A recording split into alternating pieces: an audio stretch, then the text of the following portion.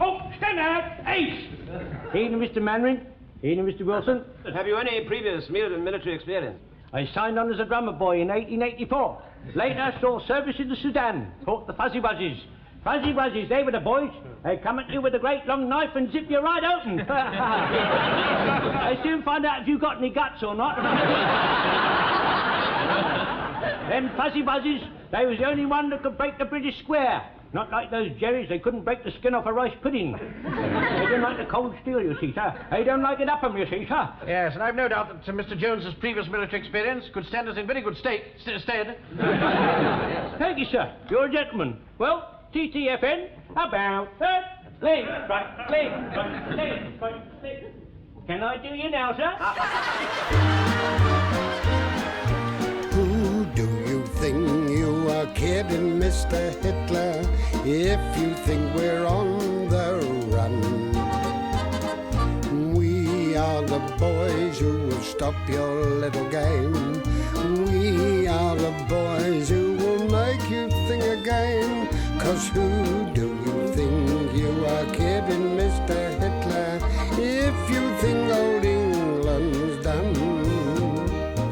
Mr. Brown goes off to town on the A21, but he comes home each evening and he's ready with his gun. So who do you think you are kidding, Mr. Hitler, if you think old England's done?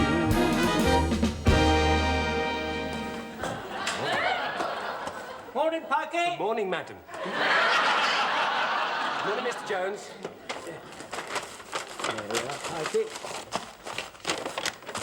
I say, business as usual, eh?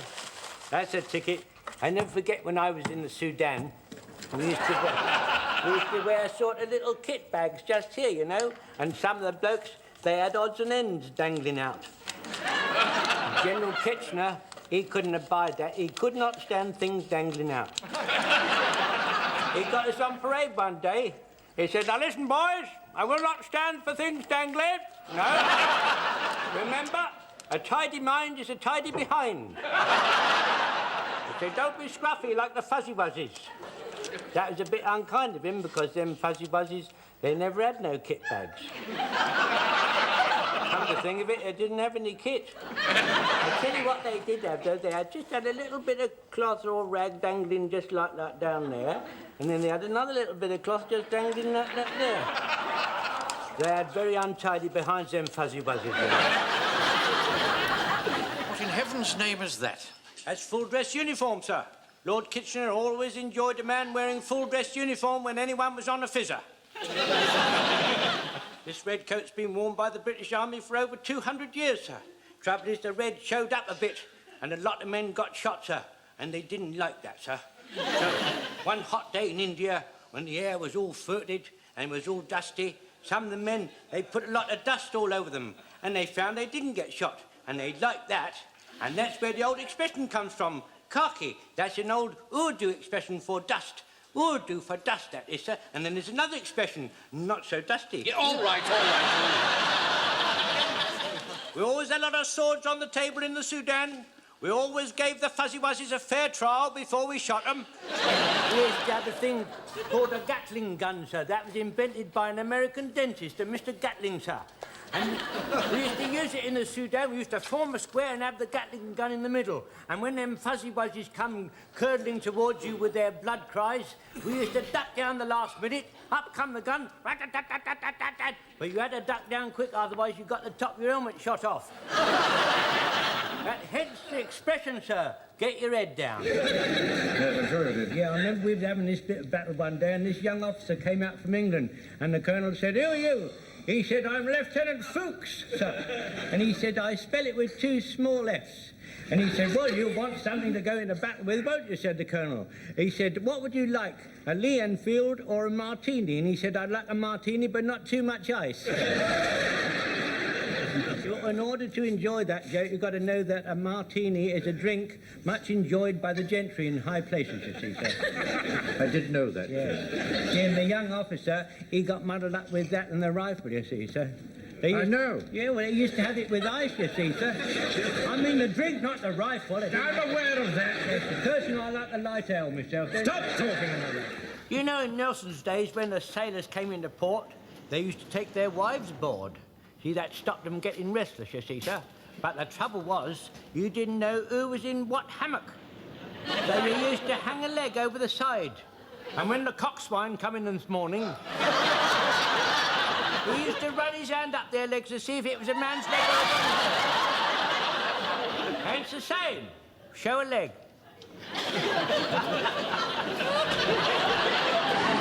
Well, when we was in the Sudan, we cooked an ostrich once, but that wasn't dry, because we boiled it in General Kitchener's bath. In the morning, when he come to do his ablutions, he sent for his backman. He said, "Come in, my man. What is this ring of dirt doing round my hip bath?" "That isn't a ring of dirt, sir. That is ostrich fat." And he gave him 7 days field confinement for impertinence. But he told the truth, didn't he? Yeah. Doesn't always do to tell the truth, you know. Doesn't always No, all right. Thank you very much. You know, when I was in India, my feet was the talk of the cantonment. I was wandering one day nonchalantly through the bazaar by way of Peshawar down to the river, and I noticed a young native woman, and she was doing a spot of dobying. So I quickly whipped off my socks and my boots, sir, to wash my feet, you understand, when I heard her come murmuring towards me, "Sunda Bahar, Sunda Bahar." That means you have got pretty feet. But do you know, sir, I noticed one thing about that young woman I noticed before, sir. She was stripped to the waist, sir. Stripped to the waist she was. They do a lot of that. Yeah, all right. Oh, close up, sir. That reminds me of that Vickers pantomime we did last Christmas, and we had this comedy drill scene, and the sergeant come in and said, "Close up," and we lifted our clothes up. But it's like this, sir. Just before the beginning of the commencement of the Boer War, it all started. Mr. Godfrey here, he was a dandy young buck of some 20 summers. I'm terribly sorry, I didn't quite catch that. Damned it. I'm so sorry. Anyway, he really fell for a beautiful young lady who was in service in one of the great halls nearby. Are you listening, sir? Yes, of course I'm listening. Well, anyway, them days wasn't like these days, sir. If you was a young serving wench, you had to watch your station and mind your peas and onions. You started up in the morning, 5:30, blacking the grate, until 8:30 at night, putting the cat out. They gave you 1 Sunday a month off, and they paid you 3 and 6 a week less laundry. But it was a good life. I remember a good example of this when I was outside Wipers. I was in the trench, and this big Bavarian come down, and I whoop. And Yes, all. I remember when I was on the northwest frontier. Northwest frontier of where? Golders Green. Northwest frontier, in my boy.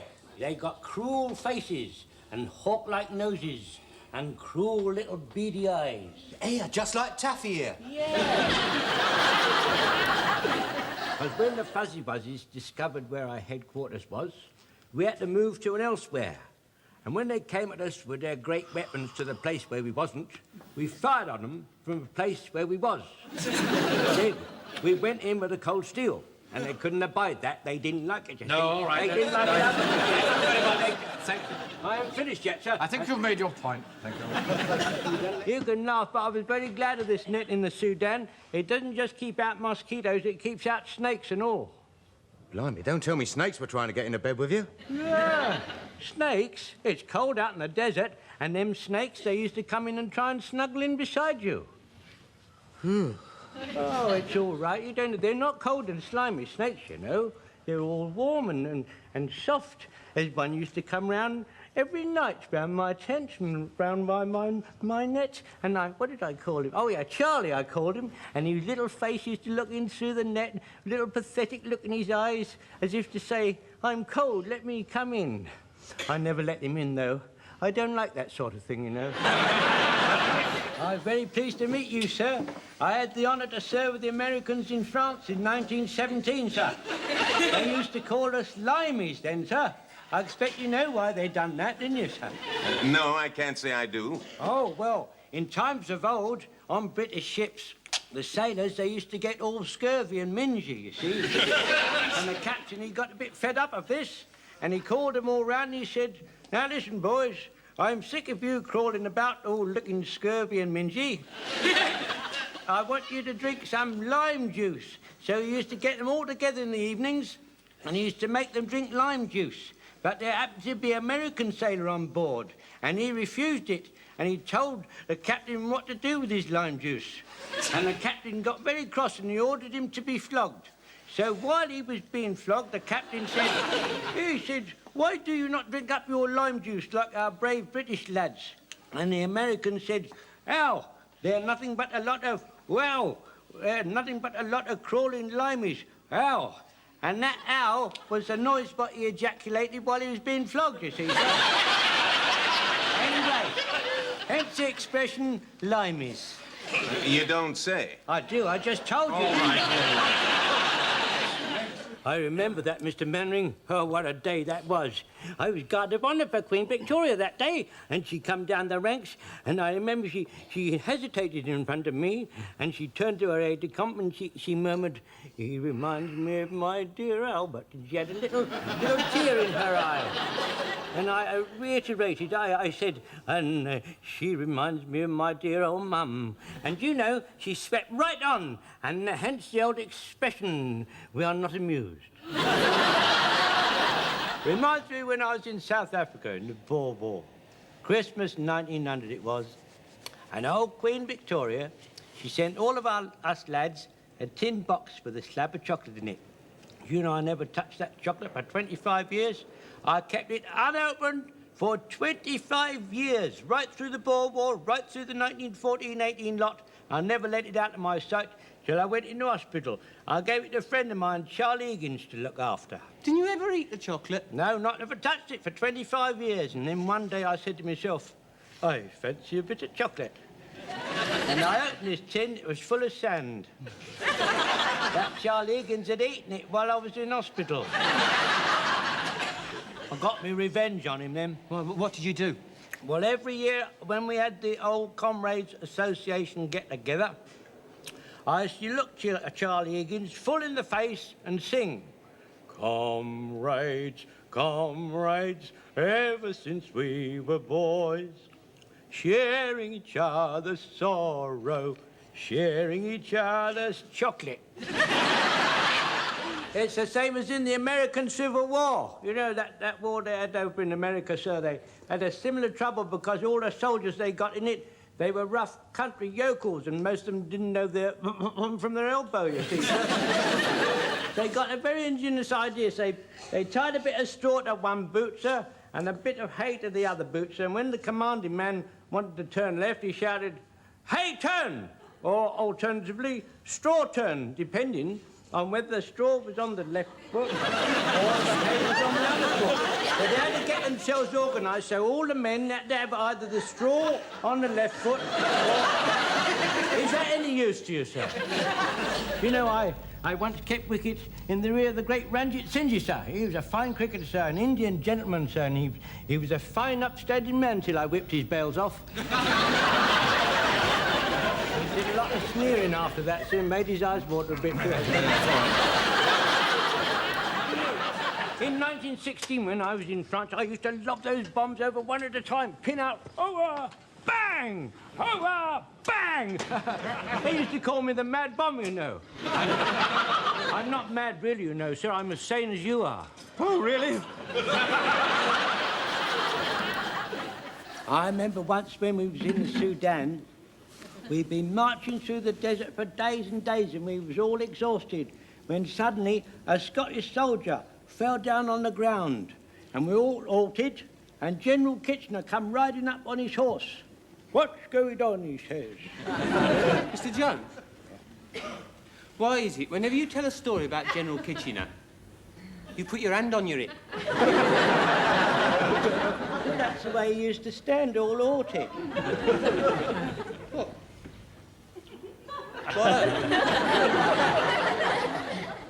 Why? Well, I don't want to go into all that now, Pikey. Now, where was I? You made me lose me thread. Scottish soldier lying on the ground. Oh, yes. So he was lying on the ground, and he looked up and he says, "Huck, hi, he ejaculated. "Oh, I can't go on, I can't go on." That is Scottish, for I can't go on. Stuff and nonsense, says General Kitchener. Again, Oh, stuff. Stuff and nonsense, he says.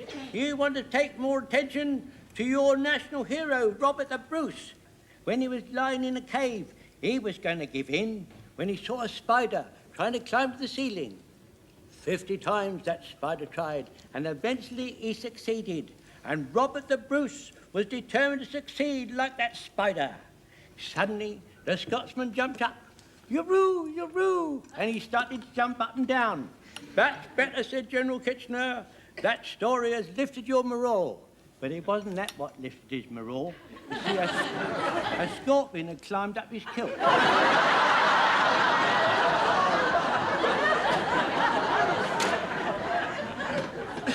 Well, I can tell you, when I was at the Sudan, there was some terrible carryings on in the officers' mess. It was absolutely alarming. But I'll tell you one thing. If you drunk too much out in that heat, that would turn you into a gibbering idiot. Blimey, you must have knocked a bit back then.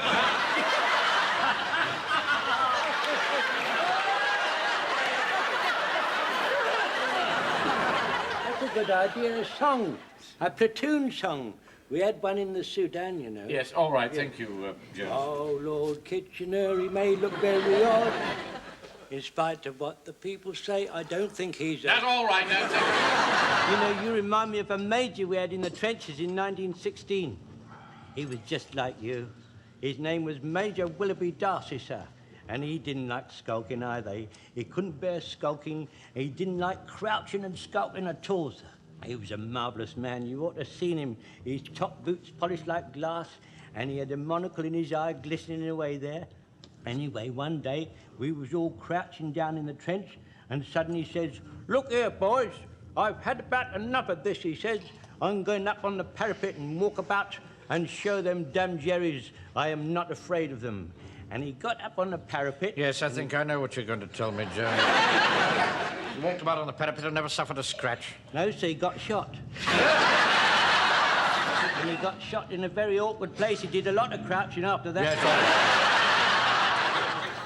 Really? Yes, it all happened a long time ago in Leamington Spa. I fell in love with this beautiful lady. Well, she wasn't beautiful. She had rather an acid face, as a matter of fact. So she had a very acid face. But notwithstanding that, sir, what attracted me to her, sir, was her knees. Yes, sir, she had very flat knees. I never seen anyone with such flat knees as she had. And do you know, I found out why it was. She was a very religious lady and she did a terrific lot of praying. But anyway, notwithstanding that, I'm very sorry to say this, sir, but she drove me mad with lust, she did, sir. And I was determined to make her look favourable on me, you see. So haunted by desire, I learnt to play Onward Christian Soldier on the organ, you see, sir. So there I was, night after night, day after day, just haunted by desire with her flat knees imprinted on my brain, sir. And eventually I got it in my repertoire, you see, sir. So I rushed round to her house, filled with triumph, but it didn't do me any good, though. She moved to Bournemouth. I never forget when I was in the Sudan, there was this native girl. She was beautiful, beautiful. Well, I think she was beautiful. It was a bit difficult to tell on the point of that she was covered from head to foot, except for eyes sticking out. When I say her eyes were sticking out, I don't mean they were sticking out on stalks. And then they just looked as if they were sticking out, and on account of she was covered from head to foot, if you get what I mean, sir. Yeah, I think so. Anyway, it was love at first sight. And I went round to see my colonel to tell him, and he said, "Sit down, Jones, I'm going to talk to you like a Dutch uncle." He wasn't really my uncle, that's just a saying, you know. Matter of fact, he wasn't Dutch either. And he said, "Look here, Jones," he said, "you only desire this woman because she's covered up and is hiding her mystery. You take my advice, you won't have no more truck with her." So I took his advice and I went round to her house in order to tell her I'd like to discontinue having truck with her. Then a knock on the door, then I looked through the slackness work, and there she was having a nice wash down. And do you know, the colonel was absolutely right. When she wasn't covered up, it wasn't her eyes that was sticking out. Yeah, really? When we was with Lord Kitchener, we had a real nice padre with us. Yes, a good one. He was a hard man, you know, Lord Kitchener. Always cursing and swearing. And this padre, he was always begging and praying him to turn away from his evil habits. Anyway, the night before the Battle of Omdurman, he lined us all up and he gave Lord Kitchener and all the rest of us a drumhead service. Yes. And the next day, just before the battle was due to commence, Lord Kitchener grabbed hold of his binoculars and he saw on the horizon 40,000 dervishes all chasing towards us. "Oh, my God," he said. And the party was all smiles because he thought he'd done a good job on him. Yeah, he used to have a couple of pash dancers on the bill with Nellie Wallace. Yes. And he treated her with disdain and threw her towards the trombone player. And then she was a very haughty miss and had very big thighs and long black silk stockings. And she... Big thighs. Yes, she had big thighs and she used to do a lot of that. It's all right. I think we're wandering from the point a bit. When I was 10 years old, I had to get up at 5 o'clock in the morning and follow the milkman round with his horse. Yeah. And every time the horse stopped, the milkman shouted, "Hang on to that horse, you young shaver." And he wasn't a nice horse, Captain Manning, because in the winter, in the cold, he used to stamp his feet and tread all over my toes. And in the summer, with his flies, he used to keep tossing his head and he used to toss me over his shoulder. And if I let go, the milkman used to clip me round the ear hole. He only paid me twopence a week, but it was a good life. I'd like to make a statement, sir. Yeah. I see it this way. An officer is an officer. Sergeant is a sergeant, a Lance Corporal is a Lance Corporal, and a private is a private. Yes? No, that's all there is, sir. What's that got to do with it? Hasn't got anything to do with it, sir, but I just thought I ought to say it, sir. Sir, I've just been struck by a thought. Yeah? When I was in the Sudan, and we just signed a peace treaty with the Fuzzy Wuzzies, General Kitchener thought it'd be a good idea if we had a bit of a get-together. So he asked them what they'd like to do, and they thought they would like to have a spear-throwing competition. But it got a bit difficult. Why was that? They wanted to use General Kitchener as a target. Anyway, we managed to talk them out of that, and all us British lads lined up, ready to throw our spears, and the Fuzzy Wuzzies stood just behind us, ready to take their turn. Anyway, I cast my spear forward, then I took a step back. Go get to the point, Jones. I did, sir. One of them Fuzzy Wuzzies had his spear just like that. And I did not like it, sir.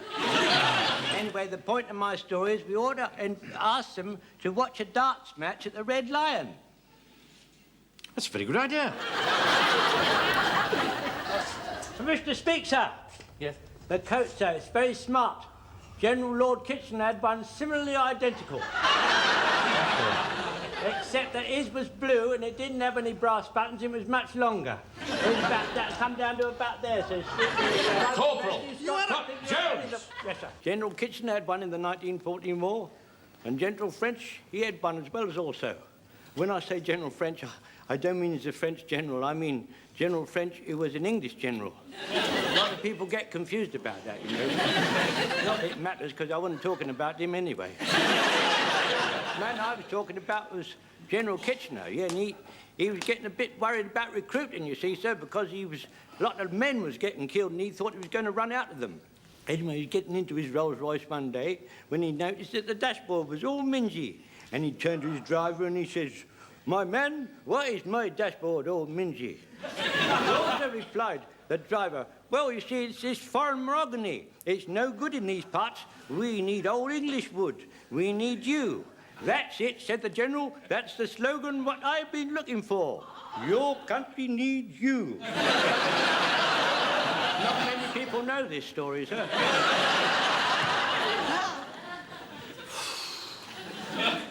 Thank you, Jones. He never run out of men after that to know not how many he used. And General Kitchener, he was over here, and the Mad Mardi, he was over here. All of a sudden, you see, there was this great big bugle call. Like that. And all these dervishes and all that lot they come rushing towards us, fuzzy wuzzies, and charging away like anything. And General Kitchener, he was standing on his horse there, or rather sitting on it, and he was as cool as a cucumber. And he said, "Steady, boys. Don't shoot till you see the red of their eyes." I think he said the whites of their eyes, didn't he? Yeah, he did say white, but he should have said red, you see, because all that dust and sand there makes your eyes red and makes you get a lot of bloodshot eyeballs, you see. You get a lot of bloodshot eyeballs in the desert. I don't mean lying around in the sand on their own. I mean, when you should touch your head, you know. Oi, Jonesy, now. Oi, Jones, you finished with my pickle? No, I haven't finished yet, you see. So, anyway, these dervishes and fuzzy wuzzies, they charged at us remorsefully, you see, and we kept repulsing them, and then they come at us with those great big choppers, and they were chopping off heads left, right, and centre, and there was blood everywhere, and the corpses, they were 8 foot high, they were. Oh, it was terrible. Hey, you don't have battles like that anymore, you know. No, I'm afraid they don't. Let's take it in turns. General Macaulay always said, take it in turns. General Buckley? Who was he? Well, he wasn't very important, but he used to say, take it in turns. That's all I can remember of him, really. As a regular soldier, we had lots of officers who was honourable, you know. At least they was called honourable. They used to stand there in an haughty manner, as if they got a smell under their noses. I'll tell you one thing, they was very good at keeping their stiff upper lips. Do you know, we had a young officer in the Battle of Omdurman. He had his head blown right off, and his upper lip was as stiff as cardboard.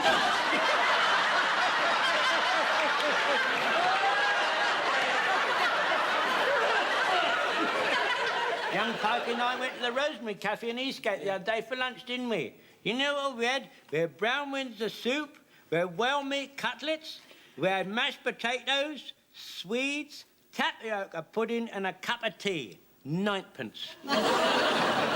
Mind you, it wasn't very good. We never had any modern medication in the Sudan, you know, sir.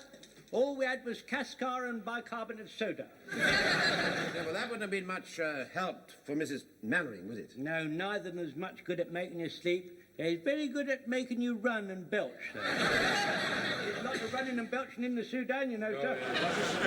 We had a highly important secret agent out in the Sudan when I was there, till them fuzzy wuzzies got hold of him.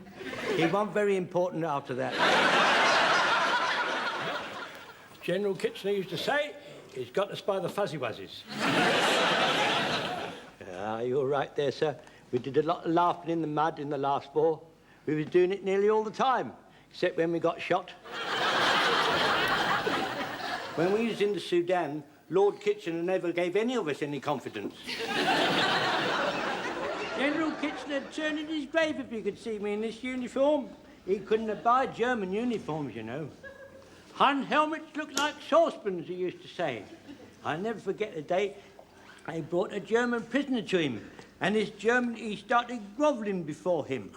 He said, "How dare you grovel before me with that saucepan on your head?" "Take it off, my man," he ejaculated. And the German, he said, "Nein, mein General, I cannot. It is stuck." "Well," said the General in a jocular frame of mind, "if that saucepan is stuck on your head, you better go and boil your head." He was a very witty man sometimes, you know. Well, when we was in the Sudan, fighting the fuzzy wuzzy, we never had no film. Surely they weren't invented then? No, that's why we never had no film. I'll never forget the day I joined up. They shaved all my hair off, and they washed me all over with carbolic. And then they gave me a great big basin of cold, fatty soup, a prickly horse blanket, and I cried myself to sleep. We never had nothing like that in them days. We had a staff camel. We didn't have a horn or windscreen wipers or anything like that. Mr. Speaker, sir. Yes. In Victorian times gone past, sir, Dr. Livingstone and other exploring gentlemen used to be carried on a chair between two poles.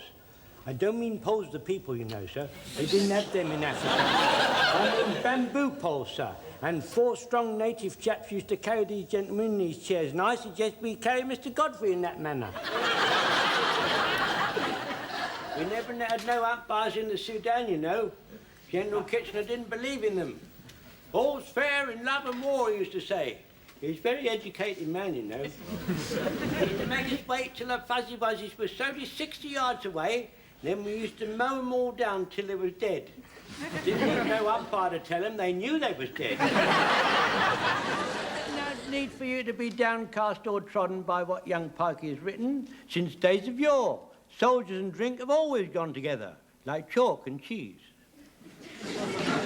Well, when we was in the Sudan, we used to drink arak. Yeah, drink half a pint of that, you didn't know whether you were coming or going. Mind you, we didn't do a lot of coming or going, so it didn't seem to matter very much. No, all right. There's nothing wrong in being from humble stock. I come from humble stock, and my father was a humble butcher. And he didn't have a sign above saying high-class butcher families wait on daily. He couldn't afford to wait on families daily because he hadn't got a fridge. As soon as the stuff come in, he had to bung it out quick before it went off. And he couldn't afford proper sawdust. You have to have second-hand stuff. All mingy old sawdust with all shavings in and bits of tin tacks and that. Anyway, he was a God-fearing man. He had quite a nice time. Are you entitled to all that ironmongery? That's not iron, sir. There's the Khedive Star, sir. That was personally presented to me by the Khedive in Egypt in the first Sudanese campaign, sir. I want you to understand, sir, that in that campaign we was not fighting the Egyptians. They was on our side, sir. And they was fighting the Mad Mahdi. And he was fighting General Gordon. So that meant that we was fighting the Mad Mahdi, because General Gordon was on the same side as us. He being British, you see, sir. You follow me so far, sir? Yes, thank you, Corporal. There's the Queen Sudan Medal, so that was presented to me at the second Sudanese campaign against the Mad Mahdi, sir. Yes, very interesting. I haven't come to the exciting bit yet, sir. Mr. Speaker, sir. Oh. So that Mad Mahdi what we was fighting in the second Sudanese campaign is not the same Mad Mahdi as what we fought in the first campaign. That was his son what he begat. I see, thank you. Yes, sir. In my opinion, sir, he wasn't mad at all, but you know how people talk, don't you? Yes, they do. Mind you, he was mad enough the day he had his horse shot from under him. He was madder that day, I reckon. He was madder than the first Mad Mahdi was that day, sir. But I mustn't keep you, sir. Got your work to do. When General Kitchener used that expression, that's because them fuzzy buzzies, they got short curly hair, you see. So when he said we got them by the fuzzy buzzies, he meant that they got them by the... Yes, all right. Good point. There's no need to be like that, sir. I'm only trying to make the war a bit more cheerful.